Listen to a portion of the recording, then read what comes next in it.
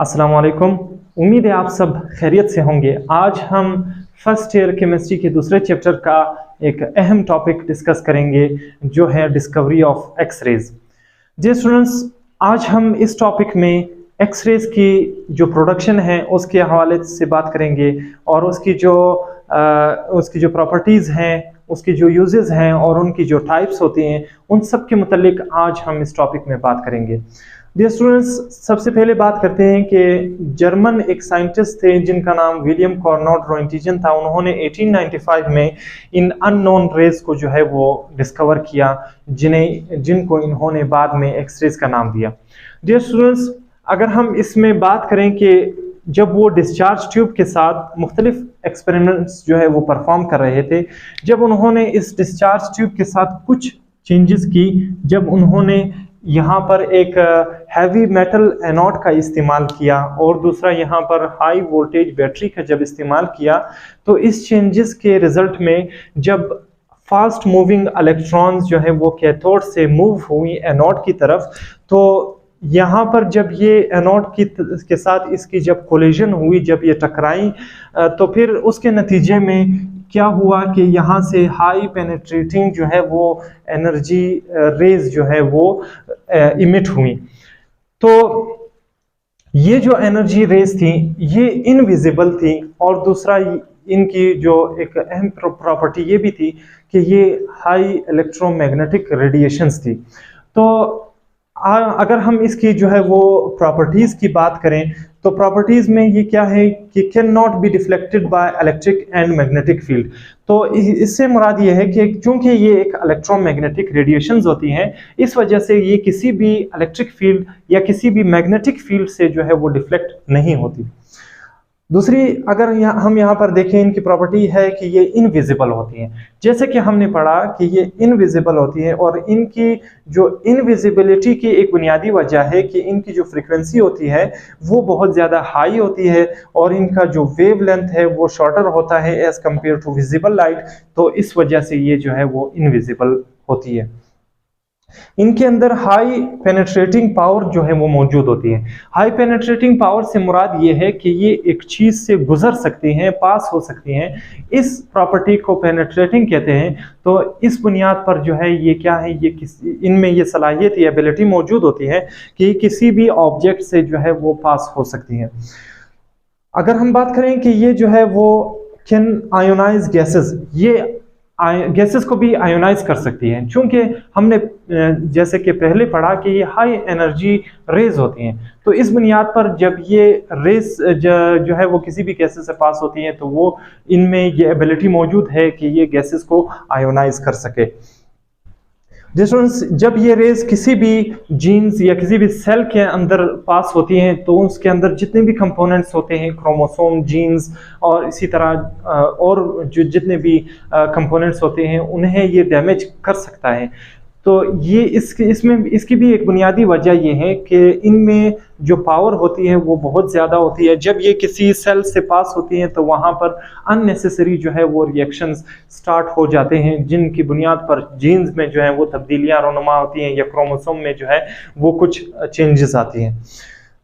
Dear students, अगर हम इनकी फ्रीक्वेंसी की बात करें तो इनकी जो फ्रीक्वेंसी है वो कम हो सकती है, ज़्यादा हो सकती है, इस बुनियाद पर कि अगर यहाँ पर हैवी मेटल जिसका इस्तेमाल किया गया है, अगर उसका एटॉमिक नंबर ज़्यादा है तो यहाँ पर इसकी फ्रीक्वेंसी भी बहुत ज़्यादा होगी। अगर एज़ कम्पेयर टू अगर इसकी जो है वो यहाँ पर जो मेटल इस्तेमाल किया गया है उसकी जो एटॉमिक नंबर है वो कम था, तो इसकी जो फ्रीक्वेंसी है वो भी डिक्रीज होगी। इसकी फ्रीक्वेंसी 3 × 10⁻16 to 3 × 10⁻19 हर्ट्ज जो है वो इसकी फ्रीक्वेंसी रेंज होती है। अगर हम इसकी यूजेस की बात करें तो यूजेस एक्स-रेज का इस्तेमाल जो है वो डायग्नोस्टिक टूल्स के तौर पर इस्तेमाल होता है और ये जो कैंसर की ट्रीटमेंट के लिए भी एक्स-रेज का जो है वो इस्तेमाल होता है। इसी तरह जो बोन फ्रैक्चर्स होते हैं, जो डेंटल कैविटीज़ में किसी चीज़ में की डिटेक्शन करनी होती है तो उस के लिए भी जो है वो एक्स-रेज का इस्तेमाल होता है। अगर हम बात करें कि ये जो है वो जैसे कि एयरपोर्ट्स पर जो है वो एक्सरेज मशीन्स लगी होती हैं जहां पर जो लगेज जो है वो हाईली या क्विकली जो है वो चेक कर रही होती हैं, तो उनके लिए भी जो है वो एक्सरेज का इस्तेमाल किया जाता है for quick examination to check luggage of the passengers.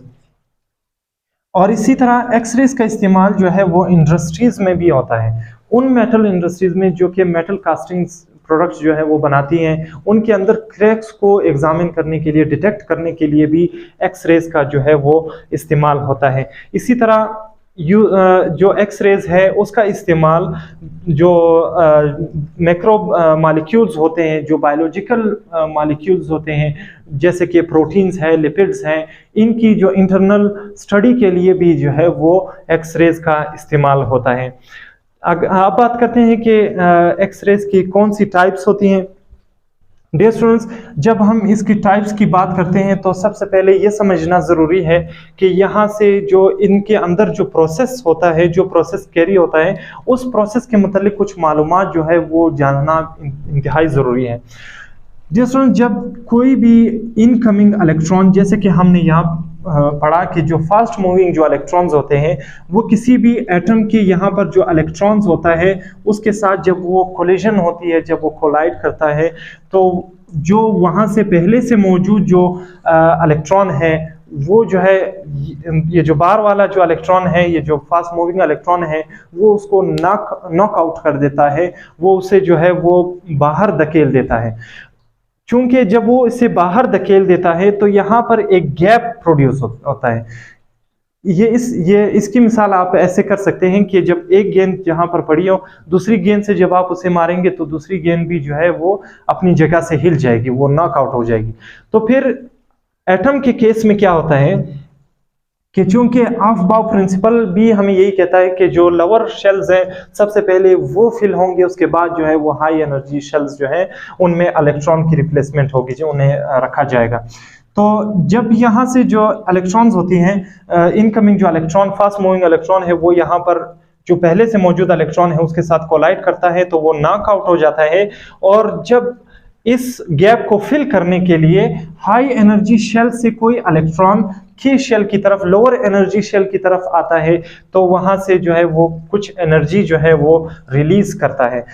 अगर तो वो एल शेल से के शेल की तरफ कोई इलेक्ट्रॉन मूव हुआ तो उस लिहाज से हम इन्हें के अल्फा जो है एक्सरेज का नाम देंगे।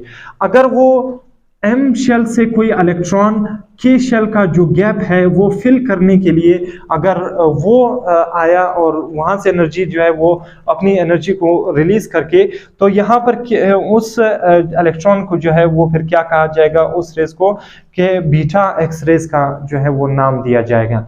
तो डियर स्टूडेंट्स, आज ये था एक्सरेज का टॉपिक।